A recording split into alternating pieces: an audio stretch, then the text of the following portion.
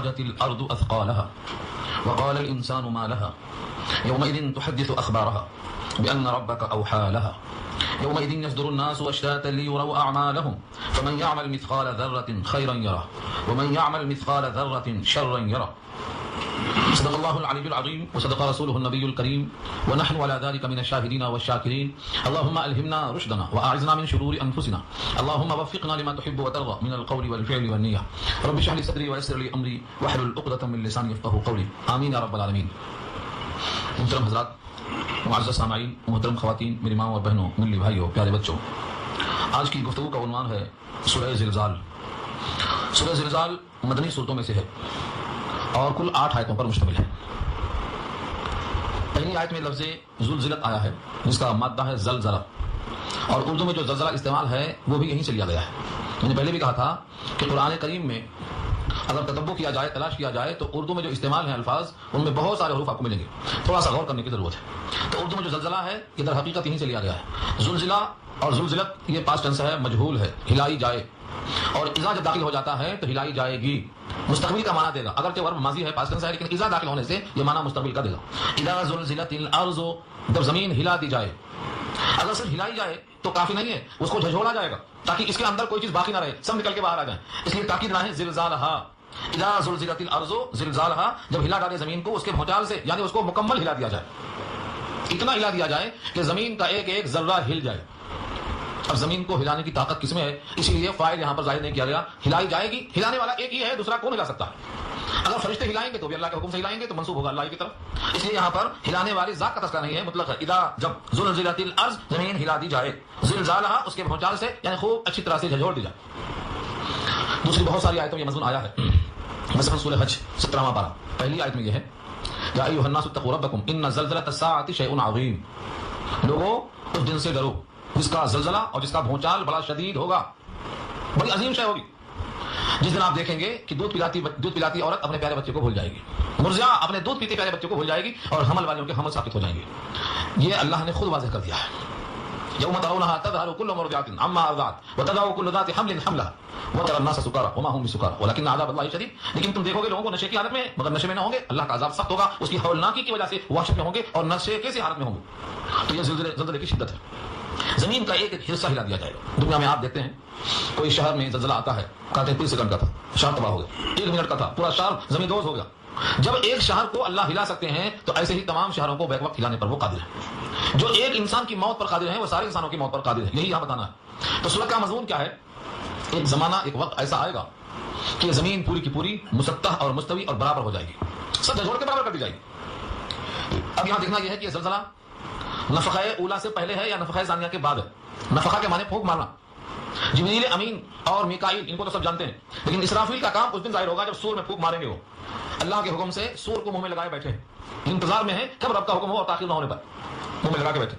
جس دن وہ سور میں پھونک ماریں گے اس دن ساری کائنات کا یہ عالم ہوگا۔ تو مفسرین اس بات کی طرف گئے ہیں کہ یہاں جو نفخہ اولا سے پہلے کا زلزلہ ہے وہ یہاں مراد نہیں ہے، بلکہ یہاں نفخہ ثانیہ کے بعد کا زلزلہ مراد ہے۔ نفخہ مانے پھونک مارنا، پہلے کو نفخہ اولا بولتے، دوسرے کو نفخہ ثانیہ بولتے۔ ان دونوں کو اگر دیکھا جائے تو پہلے کا نام پہلا سور، دوسرے کا نام دوسرا سور، لیکن درمیان میں 40 سال کا وقفہ ہے، اور یہ 40 سال دنیا کے نہیں ہوں گے، آخرت کے ہوں گے، جس کی کم سے کم مقدار سورہ سجدہ میں آ چکی ہے کہ 1000 سال کا ایک دن ہوگا، کم سے کم مقدار آئی ہے سورہ سجدہ میں، اور سورہ معارج میں جو آئی ہے 50,000 سال کا ایک دن ہوگا۔ اس لحاظ سے 40 سال کا وقفہ ہوگا دونوں سور کے درمیان میں۔ پہلا سور پھونکا جائے گا، سب ختم ہو جائیں گے، دوسرا سور پھونکا جائے گا، سب کھڑے ہو جائیں گے۔ یہ زلزلہ دوسرے سور کے بعد کا ہے، پہلے کا نہیں ہے، اکثر شاہد کی طرف آئی گئی ہے۔ لیکن اگر یہ کہا جائے کہ قیامت سے پہلے کا زلزلہ ہے تب بھی کوئی حرج نہیں، ہو سکتا ہے 2 دفعہ ہے، کیونکہ زلزلوں کے لیے تو ہم دیکھتے آ رہے ہیں، ہمارے اس عمر میں کئی زلزلے آ چکے ہیں۔ آپ کا عمرگاہ، لاتور، آذربائیجان، کشمیر، پاکستان، کہاں کہاں زلزلے آئے، تو زلزلے تو بہت آئیں گے۔ ہو سکتا ہے زلزلہ جس کا یہاں ذکر ہو نفخہ ثانیہ کے بعد کا ہو، اکثر مفسرین کی یہی رائے تو زمین جھنجھوڑ دی جائے گی، اور جب زمین کو جھنجھوڑ دیں گے تو زمین کے اندر جو کچھ ہے وہ سب نکل کے باہر آئے گا۔ جیسے آپ کوئی چیز کو چھان ڈالیں، کھنگال ڈالیں، تو اس میں جو کچھ بھی ہے سب نکل کے باہر آئے گا۔ یہاں فرمایا اذا زلزلت الارض، جب زمین ہلا ڈالی جائے، زلزالہ اس کے بھونچال سے، مطلب خوب جھنجھوڑ دی جائے۔ واخرجت الارض اثقالها، اور نکال دے زمین اپنے بوجھ۔ اخرجت الارض، زمین نکال دے، اخراج کے معنی نکالنا، کیا نکال دے؟ اثقالها، ثقل کی جمع، اثقال الف ث قاف الف لام، اثقال اس کا مادہ ثقل ہے، ثا قاف لام، اور ثقل کے معنی آتے ہیں بوجھل، ثقیل کے معنی آتے ہیں آج کا کھانا ہضم نہیں ہو رہا ہے، بہت وزندار کھانا کھایا تو ثقیل ہے، معدے میں ثقل ہے، کان میں اگر سماعت میں کمی ہے تو ثقل سماع ہے، زبان میں کمزوری ہے تو ثقل لسان ہے، سخی کے معنی بوجھل، بھاری بھرکم. زمین کیا کرے گی؟ اپنے بوجھ کو نکال کے باہر پھینک دے گی. زمین کے اندر کیا کیا بوجھ ہے؟ پہلا نمبر مردے ہیں. جتنے مردے ہیں پورے باہر نکل جائیں گے. مردے پریشان حیران، کیا ہو گیا؟ سورہ یاسین میں پڑھ چکے ہیں آپ. بم باسنا من مرقدنا ھذا، ہم کو ہماری قبروں سے کس نے باہر کر دیا؟ کیسے باہر نکالے گئے؟ جھجوڑے گئے، نکل کے باہر آئے تو مردے باہر نکل جائیں گے. کسی نے یہاں پر خزانے رکھے تھے، دفینے باہر نکل جائیں گے. معدنیات میں جو چیزیں ہیں، لکھا ہے شارحین نے کئی حدیثوں کو نقل کیا ہے کہ سونے جتنے زمین میں ہیں سب کی چٹانیں بن کے باہر پڑی رہیں گی. چٹانیں. تو زمین اپنے بوجھ کو باہر نکال دے گی. مردے ہوں گے، دفینے ہوں گے، خزینے ہوں گے، سب باہر پڑے ہوئے ہوں گے. ان خزانوں کو لینے والا کوئی باقی نہیں بچے گا. اور اتنا دور کیوں جائیں؟ حدیث میں آتا ہے قرب قیامت میں ایک وقت ایسا آئے گا کہ زکات لینے والا کوئی نہیں ملے گا. زکات لینے والا کوئی نہیں ملے گا. لوگ تلاش کرتے کرتے ایک فقیر کو پکڑیں گے تو کہے گا اب تو میں نے لے لیا، اب میں خود صاحب نصاب بن گیا، اب میں نہیں لے سکتا. تو آپ پہلے آتے تو میں لے لیتا. بخاری میں روایت یہ ہے کہ وہ فقیر یہ کہے گا پہلے آتے تو میں لے لیتا، اب میں نہیں لے سکتا، میرے پاس اب لینے کی ضرورت نہیں. تو زکات لینے والا کوئی نہیں ہوگا. تو اب یہ جب خزانے پورے باہر آ جائیں گے تو اس وقت لینے والا کون رہے گا؟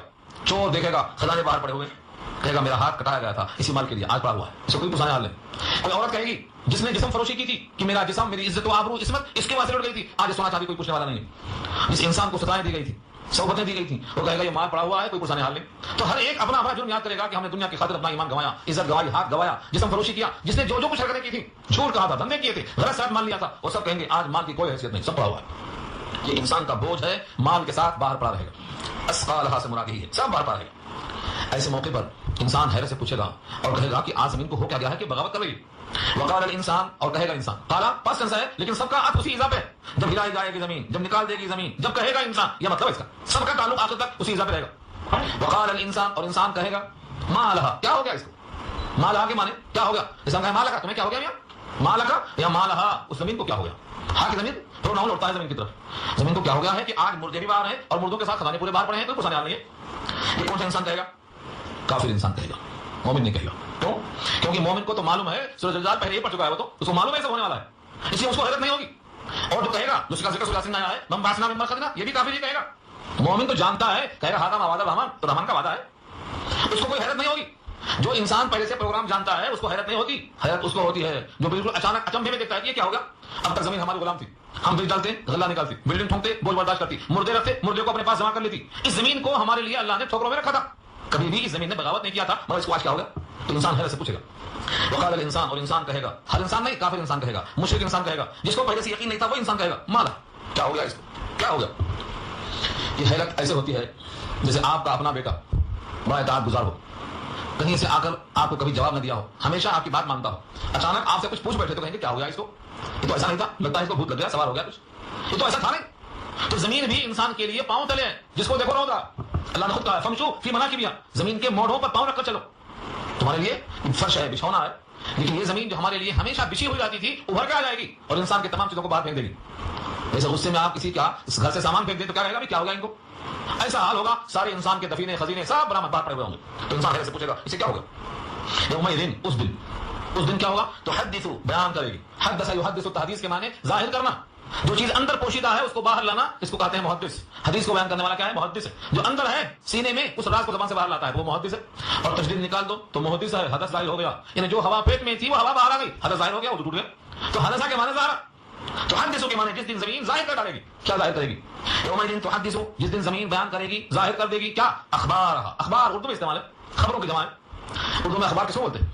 ایسا کاغذ جس میں خبریں ہی خبریں ہوں، خبروں کا مجموعہ ہو تو اخبار. اور ہاں کی زمین لوٹتی ہے زمین کی طرف، زمین کی اپنی خبریں، جتنا زمین پہ پرنٹ ہوا ہے سب برآمد. جتنے سجدے زمین پر ہوئے تھے زمین بولے گی، جتنے زنا زمین پہ ہوئے بولے گی، جتنی چوریاں زمین پہ ہوئی زمین بولے گی، جتنے ظلم ہوئے، جتنے قتل ہوئے سب زمین بولے گی. اب انسان چھپ نہیں سکتا، انسان کا ایک ایک وجود جتنا اس نے کیا ہے، ظاہر ہے کہ آسمان میں تو نہیں گیا تھا زمین پر. کپڑے میں ہو یا بغیر کپڑے میں ہو، گھر میں ہو، شادی خانے میں ہو، محفل میں ہو، خلوت میں ہو، کسی بھی حال میں ہو، جو کچھ کیا زمین پہ کیا ہے. اور زمین پوری رپورٹنگ کرے گی، زمین پورا احوال بیان کرے گی، ایک ایک باتیں زمین کہہ ڈالے گی. بچپن سے لے کر بڑھاپے میں نہیں، مرنے کے دن تک جو بھی زمین پر آپ نے حرکتیں کی ہیں ایک ایک حرکت کو محفوظ کر لے گی.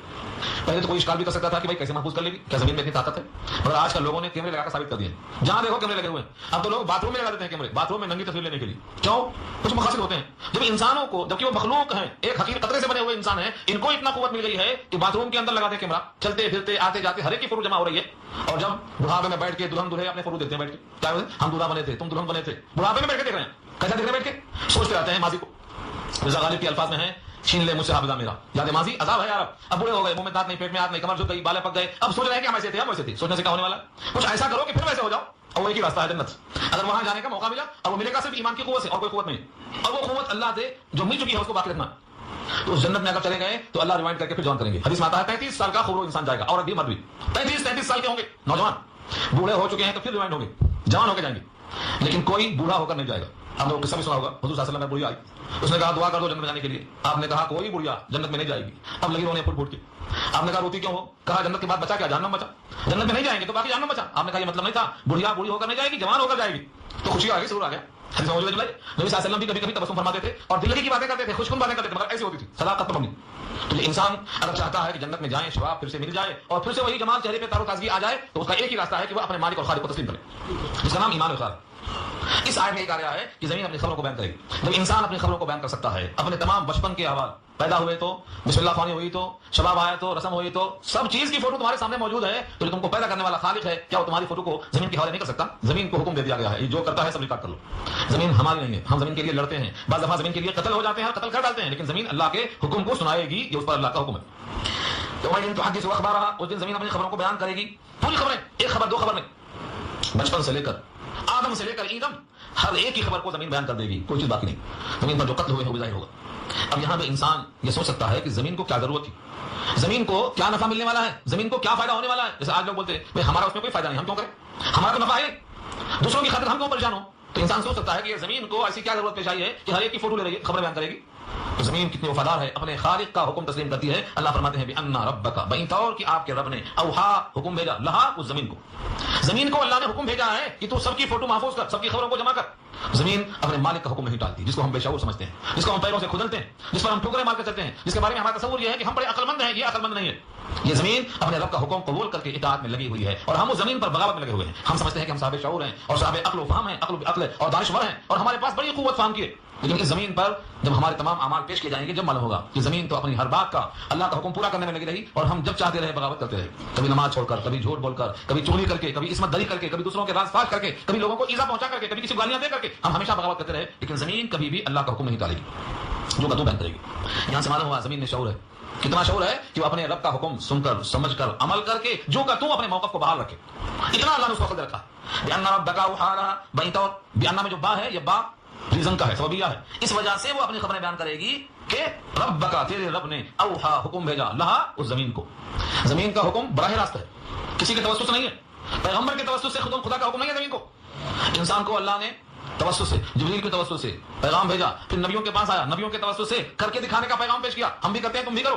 پھر بھی انسان باشعور ہو کر پیچھے رہ گیا. لیکن زمین کو اللہ کا حکم براہ راست ہے, نہ کوئی نبی ہے درمیان میں, نہ کوئی فرشتہ ہے درمیان میں, براہ راست حکم ہے, اور وہ حکم میں اپنے ہمیشہ کے لیے کار فرما ہے. زمین کا شعور یہی ہے مفہوم کہ زمین بھی اللہ کا حکم مانتی ہے, آسمان بھی حکم مانتا ہے.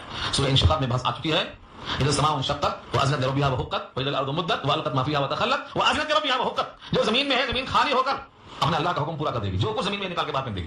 تو زمین کو اللہ کا حکم براہ راست ہے, زمین بھی اپنا تمام کا تمام مجموعہ اخبار کا اللہ کو پیش کرے گی, درمیان میں کوئی حائل نہیں. زمین خبر بیان کرے گی. جیسے اس سے پہلے آپ سن چکے ہیں, اللہ نے آگ سے خطاب کیا, قلنا یا نار, ٹھنڈی ہو جا, بیچ میں کوئی نہیں. اللہ نے خطاب اس سے پہلے کیا. تو جہاں جہاں اللہ چاہتے ہیں کسی بھی مخلوق سے بات کرتے ہیں, اور مخلوق اللہ کا حکم سنتی ہے, پورا کا پورا عمل کرتی ہے. دنیا میں کوئی مخلوق اللہ سے بغاوت نہیں کرتی سوائے حضرت انسان کے اور حضرت جنات کے, کیونکہ یہ دونوں کو اللہ نے اختیار دیا ہے. ان کے شعور کو, ان کے اختیار کو جو دیا گیا ہے اعزازاً, یہ اس کا غلط استعمال کرتے ہیں. دنیا کی کوئی مخلوق خدا کی بغاوت کرنے پر قادر نہیں. سورج بغاوت نہیں کر سکتا, زمین بغاوت نہیں کر سکتی, چاند بغاوت نہیں کر سکتا, کوئی بھینس دودھ دینے سے انکار نہیں کر سکتی, لیکن انسان انکار کرتا ہے. تو لکھا یہ ہے کہ اللہ کا حکم ہر ایک کو لگا ہے, اور جس کو جو حکم دیا اللہ نے وہ اپنے کام میں برابر لگا ہوا. تو یہ زمین بھی اللہ کا حکم اپنا سن کر پورا کر رہی ہے. اب قیامت میں جب زمین اپنی خبروں کو بیان کرے گی, تو زمین میں جس حال میں آپ گزرے ہیں, جس محفل میں آپ گزرے ہیں, یہ محفل جو کتوں آئے گی. ایسے بیٹھے ہوئے قرآن سنتے ہوئے آپ محفل میں نظر آئیں گے, یہ اللہ کے سامنے زمین سنائے گی, اور یہ گواہی ہوگی آپ کے حق میں. جو بندہ نماز میں ہے, نماز پڑھتے ہوئے مسجد میں نظر آئے گا. جو بندہ قرآن سنتا ہے, قرآن سنتا ہوا خدا کے سامنے نظر آئے گا, یہ زمین سنائے گی. جس طریقے سے آپ زندگی کے فوکس دیکھتے ہیں بیٹھ کے, ایسے اللہ تعالیٰ کے سامنے زمین کی خبریں سنائے گی, تو آپ نظر آئیں گے قرآن سنتے ہوئے, قرآن پڑھتے ہوئے, نماز پڑھتے ہوئے, حج کرتے ہوئے, طواف کرتے ہوئے, جس کام میں آپ لگے تھے. اسی لیے اپنے زیادہ کام اچھے کام بناؤ, اپنے اوقات صحیح استعمال کرو, کیونکہ یہ زمین اپنا منظر پیش کرے گی. آپ اخبار میں دیکھ لیتے ہیں, بہت بڑا اجتماع ہے, ایک بار فوٹو آ گئی, سمجھتے ہیں غائب ہو گئی, ختم ہو گئی, کاغذ سے ختم ہو جائے گی, لیکن زمین کے پاس محفوظ رہے گی, اور یہ زمین بنوان جو کا تو پیش کرے گی. اسی لیے ہمیشہ اپنے لمحات کا ایسا استعمال کرو کہ ندامت نہ ہو. مطلب ندامت تو ہوگی, صحیح سے حدیث میں اور قرآن کریم کی آیتوں میں یہ مضمون ملتا ہے کہ وہ دن حسرت کا ہوگا. حسرت وانذرہم یوم الحسرۃ اذ قضی الامر. حسرت کے دن سے ڈراؤ لوگوں کو جب فیصلہ ہو چکے گا. تو کیوں ہوگی حسرت؟ کافر کو حسرت ہوگی کاش کہ ہم ایمان لے آئے ہوتے, اور مشرک ہوگی کاش کہ ہم شرک چھوڑ دیے ہوتے. ہر انسان کو حسرت ہوگی. جس نے نیکیاں کی ہیں جنت میں جا رہا ہے, اس کو جس کی حسرت ہوگی کہ ہم نے اور نیکیاں کی ہوتی تو اور اونچا مقام ملتا, تو اس کو بھی حسرت ہوگی. تو اس کا نام ہی رکھا یوم الحسرت. جو جتنا درجات پائے گا اس سے اگلے درجے کے واسطے اس میں تپش پیدا ہوگی. یہاں وہی کہا گیا بأن ربک اوحی لہا, پہلی طور کہ آپ کے رب نے اس کو حکم بھیجا ہے. اس دن لوگ نکلیں گے اپنی اپنی قبروں سے, ٹکڑیوں میں, گروہوں میں. یومئذ, اس دن یصدر الناس, صادر ہوں گے لوگ, یعنی نکلیں گے. صدر یصدر کے معنی صادر ہونا, نکلنا, برآمد ہونا. اشتاتن, اشتات شتا سے بنا ہے, مختلف گروہوں میں طرح طرح پر نکلیں گے. کسی کے چہرے بہت روشن ہوں گے, کسی کے چہرے بڑے سیاہ ہوں گے. نمازیوں کی ٹولی الگ ہوگی, بے نمازیوں کی ٹولی الگ ہوگی, کافروں کی الگ ہوگی, مشرکوں کی الگ ہوگی. ایک سے ایک گروہ نکلیں گے, چوروں کی ٹیم الگ ہوگی. اور اسی واسطے اللہ نے کہا ہے سورہ یاسین میں وامتازوا اليوم ایھا المجرمون, مجرموں گروپ مت الگ ہو جاؤ, الگ الگ, غدار الگ, وفادار الگ, میرا سجدہ کرنے والا الگ اور میرے خلاف غیر اللہ کا سجدہ کرنے والا الگ, اکٹھا نہیں ہو سکتے. آج وامتازوا اليوم ایھا المجرمون الم اعهد اليكم يا بني آدم الا تعبدوا الشیطان, کیا تم سے میں نے عہد نہیں کر دیا تھا کہ شیطان تیرا دشمن ہے, تیرے دادا کا دشمن ہے, تیرے ساتھ جہنم میں جانا چاہتا ہے. تو اس کو میں نے پہلے ہی خبردار نہیں کر دیا تھا اور یہ کہا تھا ان اعبدونی, میری ہی بندگی کرنا, ھذا صراط مستقیم, صراط مستقیم ہے. تو اس طریقے سے جتنے مجرم ہیں سب الگ کر دیے جائیں گے, گڑبڑ نہیں ہوں گے. سورہ قلم میں سوال کیا اللہ نے, تمہیں کیسے امید ہے کہ ہم دونوں کو ایک ساتھ کر دیں گے, وفادار کو غدار کو ایک کر دیں گے, مجاہد کو مجاور کو ایک کر دیں گے, تمہارا یہ خیال ہوا کیسے؟ ہم نے سوال کیا ان سے, سوال کے الفاظ بہت طویل ہیں. افا نجعل المسلمین کالمجرمین ما لکم کیف تحکمون, کیا ہم مسلم کو مجرم کی طرح کر دیں گے, تمہیں کیا ہو گیا, تم کیسا فیصلہ کرتے ہو میرے بارے میں, کیا میں انصاف نہیں کروں گا؟ ایک سجدہ کرنے والا, ایک سجدوں میں بغاوت کرنے والا, دوسروں کو سجدہ کر کے بغاوت کرنے والا, دونوں کا انجام ایسا کر دوں گا میں. ما لکم, تمہیں کیا ہو گیا, کیف تحکمون, کیسا فیصلہ کرتے ہو میرے بارے میں. تو یہاں اشارہ یہ ہے اشتاتن سے لوگ طرح طرح نکلیں گے, ہر گروہ ٹولیاں بنا کر الگ الگ نکلے گا. اور اس نکلنے کا مقصد کیا ہوگا؟ لیراؤ, تاکہ وہ دیکھیں, اعمالہم, اپنے اعمال, عمل کی جمع اعمال, تاکہ وہ دیکھیں اپنے اپنے اعمال. بعض روایت میں یہ ہے کہ لوگ نکلیں گروہ در گروہ تاکہ اپنے اعمال دیکھیں, یعنی اپنے اعمال کا بدلہ دیکھیں, اپنے اعمال کی جزا دیکھیں. یہاں بہت طویل بحث ہے, دو باتیں ہیں, عمل دیکھیں گے یا عمل کو کسی شکل میں دیکھیں گے, عمل دیکھیں گے یا عمل کا بدلہ دیکھیں گے, دو چیزیں بتائیے. اب یہاں آپ دیکھیں, ایک گروہ کہتا ہے کہ عمل دیکھا جا سکتا ہے کیا. آپ نے کہا سبحان اللہ ایک عمل ہے, کیسے دیکھیں گے اس کو؟ آپ نے روزہ رکھا, روزہ رکھ لیا, یہ تو نہ کھانا اور نہ پینا اور شہوتیں نہ پوری کرنا ہے, ہمیشہ نگیٹو میں پورا عمل کر دیا, اس کا وجود ہی کہاں ہے؟ دکھائی کس طرح دکھائیے, کیسا دیکھیں گے؟ اسی لیے ایک طبقہ ہے جو اعمال کے تولنے کا انکار کرتا ہے, وہ بحث انشاءاللہ بخاری کے آخری درس میں آئے گی. وزن اعمال کی بات, وہ کہتا ہے جتنے اعمال ہیں یہ تو اعراض ہیں, تولے کیسے جائیں گے؟ ان کا اشکال یہ, حالانکہ ان کو معلوم ہونا چاہیے آج کل دنیا ہی میں اعراض تولے جاتے ہیں. یہ بخار کیا ہے, کتنا گرمی ہے, تولے جا رہے ہیں, یہ بھی تو اعراض ہے. آپ کے بدن میں کتنی حرارت ہے, تولے جا رہے ہیں. تو آج دنیا کی ہر چیز تولی جا رہی ہے, جب دنیا کی ہر چیز تولی جائے گی تو اللہ تعالیٰ بھی ہمارے اعمال کو تول سکتے ہیں. وزن اعمال کی بات تو وہیں آئے گی, لیکن یہاں ایک بات ہے کہ اللہ براہ راست عمل دکھائیں گے یا عمل کی جزا دکھلائیں گے. جیسے حدیث میں آتا ہے اچھی نماز عمدہ عورت کی شکل میں آئے گی, حور کی شکل میں آئے گی. عمدہ انسان کی جو نمازیں ہوں گی یہ سب حور کی شکل میں آئیں گی.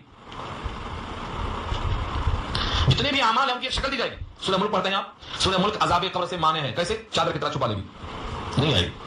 تو دنیا میں جتنے انسان ہیں جو اعمال کرتے ہیں ان اعمال کا جو صلہ ہے وہ ایک شکل میں ڈھل جائے گا. اس حدیث میں آتا ہے آپ نے زکات نہیں دیا, زکات نہیں دیا تو آپ کا زکات نہ دینا کس شکل میں آئے گا؟ ایک سانپ کی شکل میں بن جائے گا. آپ کا سونا چاندی مال دولت جس کی زکات نہیں دی گئی وہ گنجا سانپ بن کے ڈھل جائے گا. آپ کہیں گے تو کہاں سے آیا, کہے گا میں تیرا مال ہوں. تو مال کی شکل اللہ نے کیا دے دیا, گنجا سانپ, گڑبڑے پکڑ لے گا. تو اس آیت کا مطلب یہ ہے کہ ہر انسان اپنے اپنے اعمال کو دیکھے گا, یعنی اعمال کی جو شکل دی جائے گی اس کو دیکھے گا. نمازوں کو حوروں کی شکل میں دیکھے گا, تلاوت کو ابو رحمت کی شکل میں دیکھے گا. اللہ تعالیٰ کی طرف سے جتنے بھی وہ اعمال پسندیدہ کرے گا اس کی جزا کو اچھے انداز سے دیکھے گا, اور برے اعمال کی جزا کو برے انداز سے دیکھے گا. تو یہاں لیوروا اعمالہم کا مطلب لیوروا جزاء اعمالہم, اپنے اعمال کی جزا دیکھیں گے. لوٹ کے آئیں گے, پلٹ کے آئیں گے, تو کوئی جنت کی طرف جائے گا اور کوئی جہنم کی طرف جائے گا. جہنم کی طرف جو جائیں گے وہ اپنے برے گناہ کی جزا دیکھنے جائیں گے, وہ جنت کی طرف جائیں گے وہ اپنے عمدہ اعمال کی جزا دیکھنے جائیں گے. کوئی بندہ ایسا نہیں ہے کہ جزا اس کے اعمال کی اس کو دکھائی نہ دے. اس پر بہت ساری روایتیں ہیں. ابو سعید خدری رضی اللہ عنہ پوچھتے ہیں اللہ کے نبی, کیا ہمارے چھوٹے چھوٹے اعمال کا بدلہ ہم کو دکھائی جائے گا؟ چھوٹے چھوٹے عمل کا بدلہ جن کو ہم سمجھتے نہیں کہ کوئی عمل ہے. یہ بھی فرمایا اگر وہ عمل ذرہ کے برابر بھی ہے تو تم اس کو جزا دیکھو گے, اچھائی میں ہو یا برائی میں ہو, سوائے ایک شکل کے. وہ شکل کیا ہے؟ اچھا عمل کیا تو تھا لیکن ضائع کر دیا, باطل ہو گیا, نہیں دیکھے گا. برا کام کیا تھا مگر توبہ کر لیا, نہیں دیکھے گا. تو دونوں کے بعد کچھ چلتا لانا, اچھے اعمال کو وہاں تک لے کے جانا اور برے اعمال کو کرنے کے بعد اگر توبہ نہیں کیا تو وہاں نظر آئے گا, توبہ کر کے صاف کر لیا تو وہاں نظر نہیں آئے گا. یہ ابھی میں مضمون فرمایا. لوگ نکلیں گے الگ الگ طرح پر, ٹیم ورک, ہر ایک الگ الگ نکلے گا. سب اکٹھا ہو کے وہاں پر نہیں جمع ہوں گے بلکہ سب الگ الگ نکلیں گے. وہاں ممکن نہیں ہے کہ میں کسی کے پیچھے چھپ گیا, کسی کی آڑ میں رہ گیا. زمین بدل دی جائے گی. اس زمین پر تو ہم چھپنے کی جگہ تلاش کر لیں گے, غار ہے, پہاڑ ہے, لیکن اس زمین کو اللہ بدل دیں گے. یوم تبدل الارض غیر الارض, یہ زمین کو چینج کر دیں گے اللہ, والسماوات, اور آسمان بھی.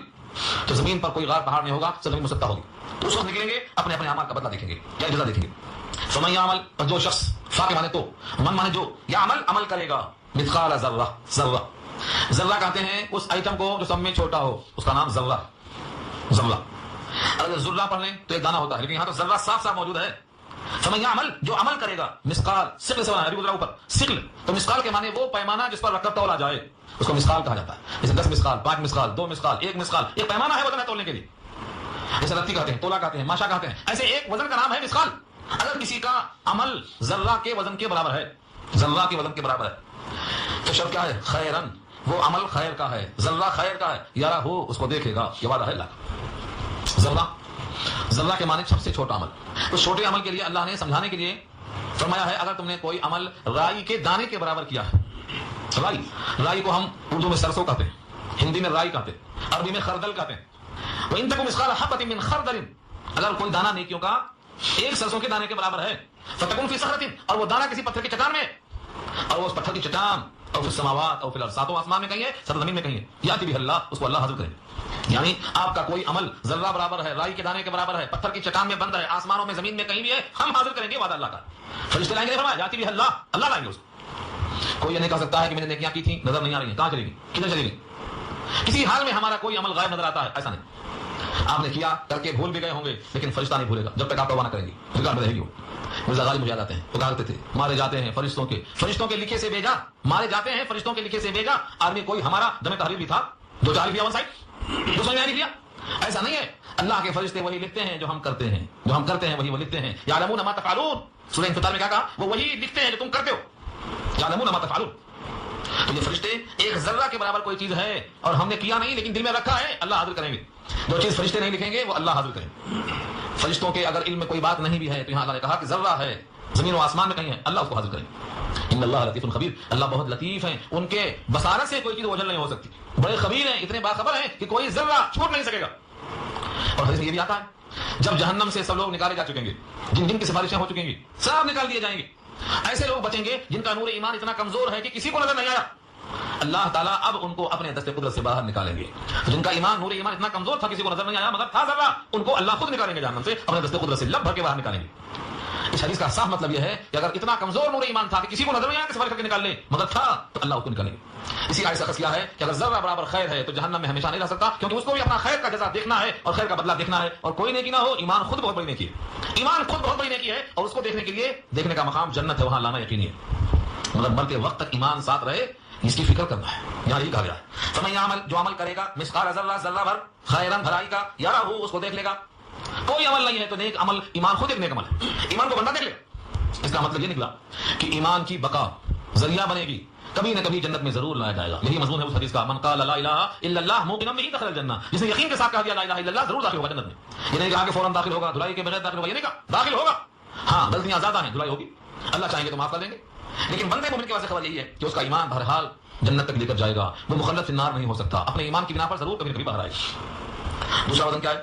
ومن یعمل مثقال ذرۃ شرا یرہ، اور جو کرے گا ذرہ برابر شر. شر میں کیا ہے؟ شین اور رے، شر کے معنی یہ ضد ہے خیر کی. خیر معنی اچھائی، شر معنی برائی.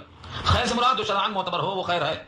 کوئی بھی نیک عمل جو شرعاً معتبر ہو وہ خیر ہے، اگر شرعاً معتبر نہیں ہے تو وہ خیر نہیں ہے. ایک آدمی دواخانہ کھول دیا ہے، کافر، اللہ کو مانتا نہیں، اللہ کے ذات میں صفات میں شریک کرتا، تو اس کا یہ عمل خیر تو ہے لیکن شرعاً خیر نہیں ہے. کیوں؟ ایمان کے بغیر کوئی عمل خیر بنتا ہی نہیں. جس طرح مردہ جسم میں کوئی دوا، کوئی غذا اثر کرتی نہیں، ایسے ہی بغیر ایمان کے کوئی عمل اللہ کے یہاں قابل قبول نہیں، توڑا ہی نہیں جائے گا. اللہ فرماتے ہیں ہم ترازو ہی نہیں لگائیں گے، ترازو اس کے واسطے رکھیں گے ہی نہیں. سورہ کہف کے آخر میں کہا فلا نقیم لهم یوم القیامۃ وزنا، وزن کی ترازو میں لگائیں گے نہیں اس کے لیے. تو پہلی شرط یہ ہے کہ وہ خیر معتبر ہو شرعاً، اور شرعاً جو خیر معتبر ہوگا اس میں کیا شرط ہے؟ ایمان، یعنی اللہ کے ذات اور صفات میں کسی کو شریک نہ کرنا. یہاں واضح کر دیا اللہ، جس کا ذرہ برابر خیر ہوگا یعنی وہ خیر شرعاً معتبر ہوگا، اس کو دیکھ لے گا. اور جو ذرہ برابر شر کر کے آئے گا یرہ، اس کو بھی دیکھ لے گا. ذرہ برابر شر کیا ہے؟ اتنا چھوٹا عمل جس کو آپ سمجھتے ہیں کہ اس سے کیا ہوگا. حدیث میں آتا ہے لوگ اس وقت ایسے گناہ کر کے بھول جاتے ہیں، سمجھتے ہیں کہ تو ہلکا پھلکا گناہ. صحابی فرماتے ہیں کہ ہم نبی کے ساتھ رہتے تھے اور ایسے گناہوں کو مہلکات شمار کرتے تھے، اور آج اس کو لوگ ہلکا سمجھ کے چھوڑ دیتے ہیں. کسی کی عزت اچھال دیا، کسی کو برا القاب سے نواز دیا، کسی کی غیبت کر دیا، کسی کی چغلی کر دیا. ہم سمجھتے ہیں کہ زبان سے کہہ دیا کیا ہوتا، اڑ گیا ہوا میں. ہوا میں نہیں اڑتا، یہ ایک ذرہ بن کر آپ کے نام اعمال میں درج ہو کر قیامت میں پیش ہوگا. اس لیے فرمایا ذرہ برابر شر ہے تو اس کو دیکھے گا. اور اتفاق سے دیکھو بشر میں یہی شر ہے. بشر میں 3 حرف ہے، بے شین رے، تو 2/3 شر ہے انسان میں. یہاں سے نکلتا 1/3 اس میں با ہے جو بھلائی کے واسطے ہے، اور 2/3 کیا ہے؟ شر ہے. تو کہتے ہیں 2/3 بشر میں شر موجود ہے، اسی واسطے شر غالب ہے. اور اس شر کے غالب ہونے کے بعد ایک ہی راستہ بچتا ہے کہ ہم توبہ اپنے اوپر غالب کر لیں. اگر سمندر کے جھاگ کے برابر گناہ ہوگا تو ہمارا گناہ دھل جائے گا، مگر شرط یہ ہے کہ وہ اللہ کا حق ہے تو اللہ سے معافی چاہیں، توبہ کریں، اور بندوں کا حق ہے تو اس کو ادا کر لیں. 2 راستے ہیں. جب تک بندہ اچھی طرح توبہ نہ کرے گا تب تک کسی قسم کا کوئی شر ہے تو اعمال نامے سے خارج نہیں ہوگا، باقی رہے گا. نماز بہترین توبہ ہے، بشرطے کہ نماز کو سمجھ کر پڑھا جائے. اللہم انی ظلمت کو سمجھ کر پڑھا جائے تو نماز توبہ بن جاتی ہے. اور جو نماز کی دعاؤں کو سمجھے بغیر پڑھ لیتے ہیں نماز تو ہو جاتی ہے لیکن نماز توبہ نہیں بنتی. نماز کا پڑھنے کا شرط کیا ہے؟ سمجھ کر، شعور سے. اللہم انی ظلمت نفسی ظلما کثیرا، اے اللہ میں نے بہت ظلم کیا ہے اپنے آپ پر، آپ اس گناہ کو معاف کر دیجئے. آپ سمجھ کر بولیں گے توبہ ہو جائے گی، اور ہزیان کی طرح پکڑ لیں نماز ادا ہو جائے گی، لیکن نماز توبہ نہیں بنے گی. اس واسطے کہا گیا ہے نماز شعوری طور پر پڑھا جائے. ہر نماز برابر نہیں ہوتی. نبی کی 2 رکعت نماز ہماری زندگی بھر کی نماز کے برابر نہیں، بلکہ وہ آگے کیوں؟ وہاں شعوری نماز ہے، اللہ کے ساتھ قربت ہے. اسی لیے نمازوں میں اگر توجہ دی جائے تو ہر نماز ہمارے واسطے توبہ کا قائم مقام بن جاتی ہے. یہ حدیث سورہ زلزال کے بارے میں بخاری میں آتی ہے. فرمایا نبی صلی اللہ علیہ وسلم نے کہ یہ سورت الجامعہ ہے، سب کو جامع ہے. الفاظ یعنی بڑی ندرت والی ہے، کسی انسان کو نہیں چھوڑتی. کسی کا انسان کا کوئی بھی مسئلہ ہو، اگر وہ خیر میں سے دیکھے گا، اگر وہ شر میں سے تو دیکھے گا، سارے انسانوں کو سمیٹ لیا. کئی مسائل جب پوچھے گئے تو حضور نے یہ آیت پڑھ دیا. گدھے کے گوشت کے بارے میں سوال کیا گیا، آپ نے یہی آیت پڑھ دیا. اس آیت کا مطلب کیا ہے؟ ترا دنیا رکھی ہے، دیکھ لو. اگر وہ عمل خیر ہے تو اس کی جزا دیکھو گے، اور عمل شر ہے تو اس کی جزا دیکھو گے، چھٹی نہیں پاؤ گے. اگر یہ کوئی انسان سمجھ کر شعور کے ساتھ اس سورت کو پڑھتا ہے تو حدیث میں آتا ہے یہ نصف القرآن ہے. قرآن کریم کے آدھا ثواب ملتا ہے. سورہ زلزال نصف القرآن ہے، سورہ اخلاص ثلث القرآن ہے، سورہ کافرون ربع القرآن ہے، سورہ تکاثر 1000 آیتوں کے برابر ہے. تو سورہ زلزال کو کہا نصف القرآن، آدھا قرآن ہے. یہ کیوں؟ کیونکہ آدھا اس لیے کہا گیا ہے دنیا اور آخرت 2 ہی جہان ہے. دنیا کے بارے میں تو آپ بہت کچھ جانتے ہیں، یہ آخرت کے بارے میں پوری رپورٹ پیش کر دیتی ہے. آدھا یعنی فکر آخرت غالب کر دیتی ہے. تو ایک انسان کے واسطے لازم یہ ہے کہ وہ آخرت کی فکر کرے. کیوں فکر کرے؟ کہ دنیا میں سب کچھ کرنے کے بعد سمجھتا ہے کہ اب ختم ہوگا، ختم کبھی نہیں ہوگا. ایک ذرہ محفوظ ہے اور وہ نظر آئے گا، سامنے نظر آئے گا. ماں باپ کی اطاعت یا بغاوت نظر آئے گی، نماز کا چھوڑنا یا پڑھنا نظر آئے گا، قرآن کریم کو صحیح پڑھنا غلط پڑھنا نظر آئے گا. اس لیے ایک ایک عمل کا جائزہ لے کہ میرا یہ عمل مجھے دکھایا جائے گا. اور جب دکھایا جائے گا تو بڑی شرمندگی ہوگی. شرمندگی کا یہ عالم ہوگا کہ جب سارے جہان کے لوگ بیٹھے ہوں گے اور ان کے سامنے آپ کی زندگی کی ریل آئے گی تو آپ کہیں گے کہ یہ زندگی میں نہ کیا ہوتا تو اچھا تھا، ورنہ سب کے سامنے آج یہ ریل نظر آتی ہے، سب کے سامنے دکھائی دیتا ہے یہ گناہ کیا وہ گناہ کیا. مجذوب کو جب رونا آیا تو کہتے تھے اے اللہ میرے گناہوں کو معاف کر دے، میرا حساب مت لے، اور اگر میرا حساب لینا ہی ضروری ہے تو مصطفیٰ کی نگاہ سے اوجھل کر کے لے، کیونکہ میرے گناہوں سے ان کو شرمندگی ہوگی اور ان کو میں شرمندہ دکھنا نہیں چاہتا ہوں. یہ ہے ان کے الفاظ. تو غنی از ہر دو عالم من فقیر، تو غنی از ہر دو عالم من فقیر، روز محشر عذرہائے من پذیر، یا اگر بینی حسابم ناگزیر از نگاہ مصطفیٰ پنہا بگیر.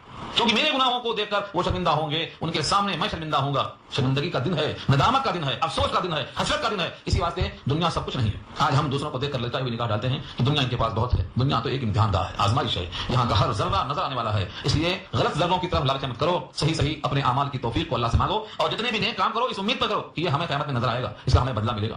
اگر کچھ نہیں ہے تو کم سے کم میٹھے بول بولا کرو، تلخی نہیں. حدیث میں آتا ہے آدھی کھجور خیرات کرو، اور وہ کی تمرتن کھجور آدھی، اور وہ آدھی بھی تمہارے پاس نہیں ہے تو فبی کلمتن طیبتن، اچھے کلمات پیش کرو، صدقہ بنے گی.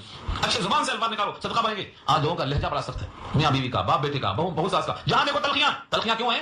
ان کو نہیں معلوم ہے کہ زبان سے اچھے کلمات نکلنا یہ بھی صدقہ ہے، اور خندہ پیشانی سے ملاقات کرنا یہ بھی صدقہ ہے. یہ خیر ہے لیکن ذرہ ہے، اگر ذرہ مان کے چلو تو بھی آسان ہو جائے گا، لیکن ہم کلمات طیبات کو ذرہ بھی نہیں سمجھتے. اسی وجہ سے ہماری زبان سے شر نکلتا ہے. جس دن احساس ہو جائے گا کہ زبان سے نکلے ہوئے کلمات کا بھی حساب ہوگا تو زبان کو ہم سوچ کر نکالیں گے، پانی پینا چھان کر اور باتیں بولنا جان کر. جو محاورہ کہا گیا ہے کہ ہمارا حساب ہوگا، زبان سے نکلے ہوئے الفاظ محفوظ ہو رہے ہیں، ایک ایک لفظ. تو اتنے الفاظ جو نکل چکے ہیں خراب، ان کو بیلنس کرنے کے لیے اچھے الفاظ نکالو، تلاوتیں کثرت سے کرو، استغفار کثرت سے کرو، درود شریف کثرت سے پڑھو. اتنے زبان کا صحیح استعمال کر لو کہ جب تولا جائے تو یہ نہیں نیکیاں اچھی زیادہ نکل جائیں اور جو گناہ ہو چکے ہیں وہ کم پڑ جائیں. یہ اس کا علاج ہے. نیکیوں کو بڑھاؤ، گناہ خود بخود کمزور پڑ جائے گا. توبہ اتنا کرو کہ نام اعمال صاف ہو جائے. خیرات اتنا کرو کہ اللہ کا تم پر ترس آ جائے، تم پر رحم و کرم شروع ہو جائے. یہ سب مضمون ہے، یہ سورہ زلزال ہے. اللہ تعالیٰ عمل کرنا آسان فرمائے. وآخر دعوانا ان الحمد للہ رب العالمین.